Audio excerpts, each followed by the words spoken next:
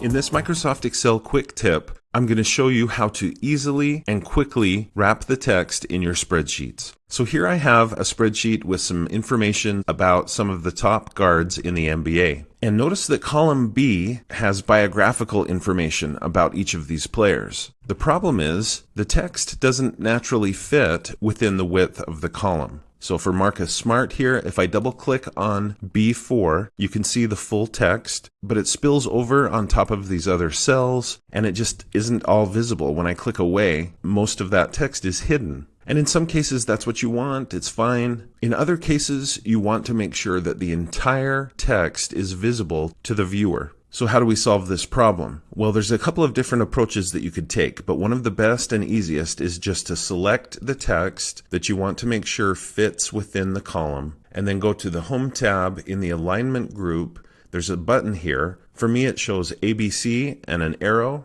but that symbol just stands for Wrap Text. But I'm going to go ahead and click that button and notice what it did. Now the entire bio is visible in the cell and within the width of the column. I'm going to zoom out so you can see what's going on a little bit better. Notice that the column width did not change, but instead, when the text gets to the end of the column, it simply wraps. Now there's some obvious consequences to doing this. You can see what it's done to my data. It's pushed the rest of the data down the page a ways. But again, in some cases, this is just what you need to do, and it's worth it to you to have it change the look and feel of your spreadsheet. It's up to you to make that decision. Now I could also apply this same change not just to one cell at a time, but to the entire column. If I click on column B, it selects the whole column, and I can do the same step again. Up here, click on Wrap Text, and now all of the bios in the spreadsheet are able to fit within the column width. The text is wrapping, and the row height has been increased to make sure that it fits. Now there's a couple of things I could do to reduce the impact on the rest of my spreadsheet.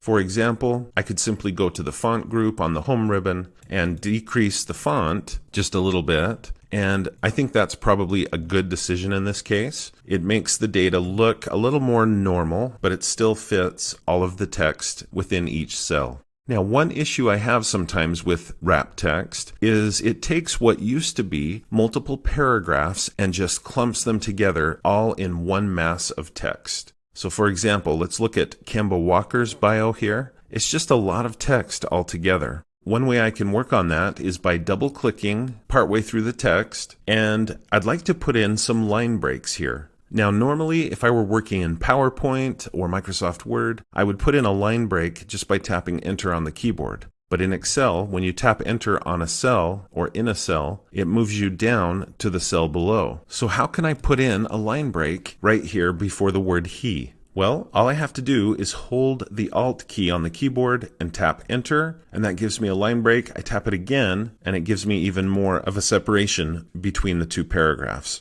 Now when I'm ready to make that change effective, I just tap Enter on the keyboard, and now that space is permanently there unless I decide to change it. Now, if you're on a Mac computer, instead of Alt-Enter, it's Option-Return. So Alt-Enter or Option-Return, those are good options to make wrapped text easier to read. So as I've shown you, wrapped text isn't perfect. There are some consequences to the look and feel of your spreadsheet. But in many, many cases, it's going to solve the problems that you have with displaying data that you think must be seen by the viewer. And like I say, in many cases, it's going to be just the answer you need for your data. Thanks for watching. I hope you found this tutorial to be helpful. If you did, please like, follow, and subscribe. And when you do, click the bell so you'll be notified when I post another video. If you'd like to support my channel, consider clicking the thanks button below the video, or you can support me through my Patreon account or by buying channel merch, and you'll see information about those options in the description below the video. Speaking of Patreon, I want to give a quick shout out to my $5 Patreon supporters. Thank you so much for all you do to support my channel and enable me to continue making these videos. I really appreciate it.